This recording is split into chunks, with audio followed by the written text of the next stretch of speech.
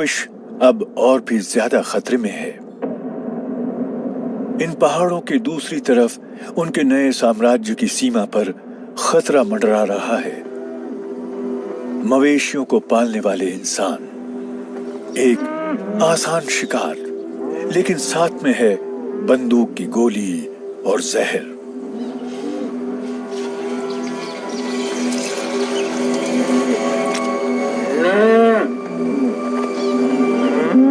इन local farmers ने रात को अपने जानवरों की हिफाजत के लिए कैटल पोस्ट बनाए हैं।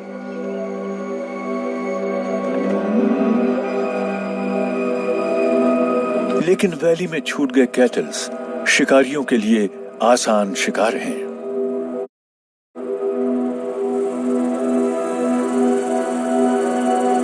मस्केटियस ऐसे आसान शिकार को कैसे छोड़ सकते हैं?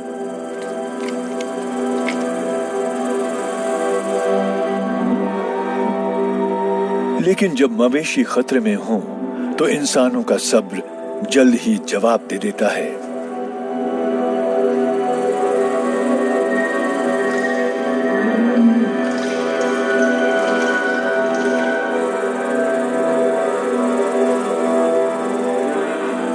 मस्केटियस इंसानी आबादी के इतने करीब जाने के खतरों को नहीं जानते।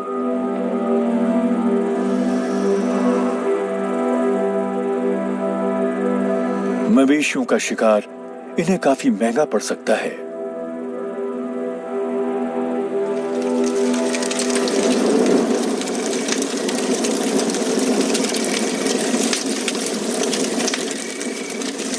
फिलिप उनकी सेफ्टी को लेकर परेशान है।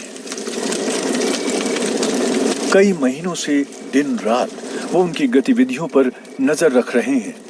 वो मस्केटियस को कैटल पोस्ट से दूर रखने के लिए आग जलाते हैं और जो कुछ भी किया जा सकता है करते हैं।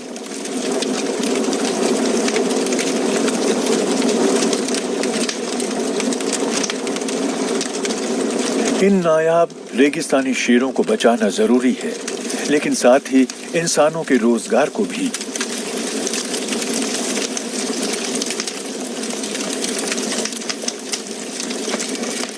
फिलिप दोनों के बीच खड़े हैं, जहां वो एक तरफ एक साइंटिस्ट हैं, वहीं दूसरी तरफ उन्हें शेरों से बहुत लगाव है। लेकिन जंग की शुरुआत हो चुकी है।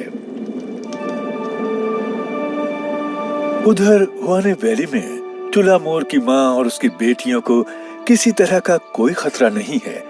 ये बंजर इलाका मवेशियों के रहने लायक नहीं है।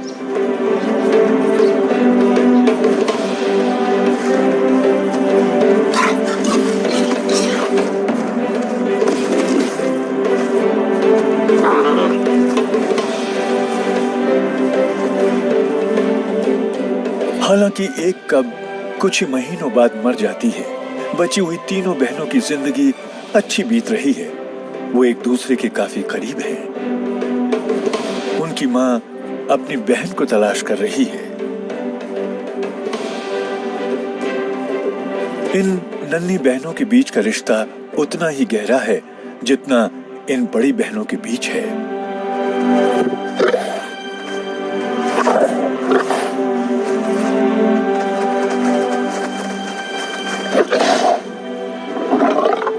मौसी उनके साथ थोड़ा वक्त बिताती है। उसके अपने बच्चे नहीं हैं।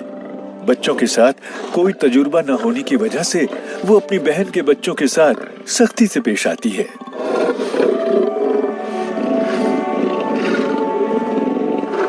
लेकिन वक्त के साथ ये बदल सकता है।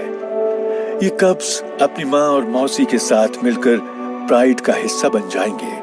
हुआनिब का एकांत उनकी सुरक्षा करेगा।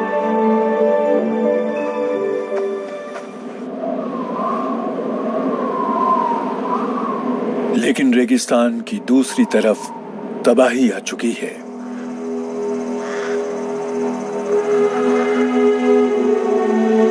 घायल और हताश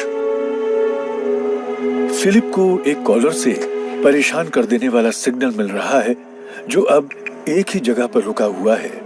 फार्मर्स ने अपने मवेशी की मौत का बदला ले लिया है।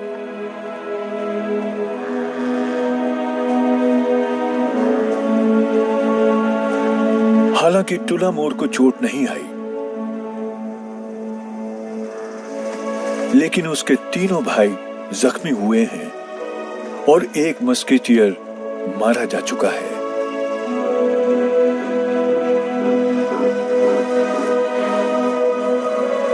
गोली की ये जख्म कल रात हुई वारदात के सबूत हैं।